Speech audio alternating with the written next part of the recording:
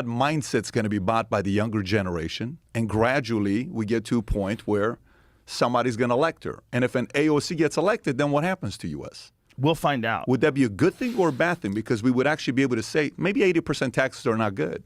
Well, I don't think it would ever get to be 80% taxes, because the people that would get her into the position to be, like, you're seeing compromises already, right? You're seeing compromises. If you're a person who pays attention to politics, you already see that she's sort of compromising her opposition to Nancy Pelosi and Chuck Schumer and the people that are at the head of the party. They've already sort of started corrupting and making deals. Like, this hard line leftism is tempered by this need to be a part of this very powerful political party. And that's kind of what happens, it seems, to every politician once they get into office. That's what happened to Obama, right? Obama was the guy that we all thought was going to change the world. Like, here you have this guy, he is the son of a single mother. He comes from very humble beginnings. Relatable. Very relatable. Likeable. Super likable, Yeah. super intelligent, very articulate. And he has all this hope and change website. And in the website speaks very specifically about empowering whistleblowers, right? Helping whistleblowers. Meanwhile, when he gets into office, one of the worst administrations ever at punishing whistleblowers.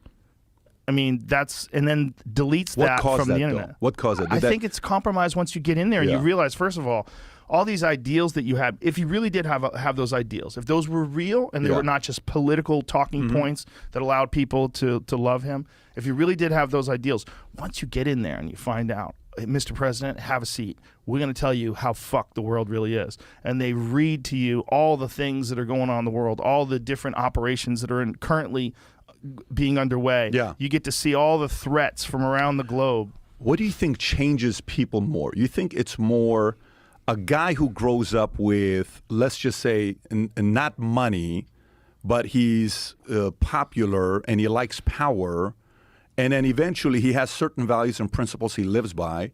Then a guy with money comes and tries to buy him, he's willing to flip. Or a person who's left alone, they go make their money, and they make their independent money, they're millionaires, decamillionaires, whatever, billionaires, and then later on, a person comes in and says, I'm going to give you the most powerful position out there, but I want you to change your way of thinking.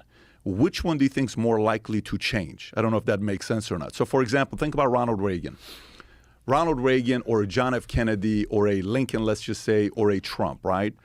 One thing those, say the three have in common, I don't know about Lincoln, but the three have in common, Reagan, John F. Kennedy, and Trump. They all had money. It's not like they were struggling with women or money, right? Reagan, married Jane Wyman, John F. Kennedy. I think at the end of the day, he was with, 3 or 4 women in his lifetime, whatever the number is. He's been around. He's had his fun. His father set the example. He had a great time.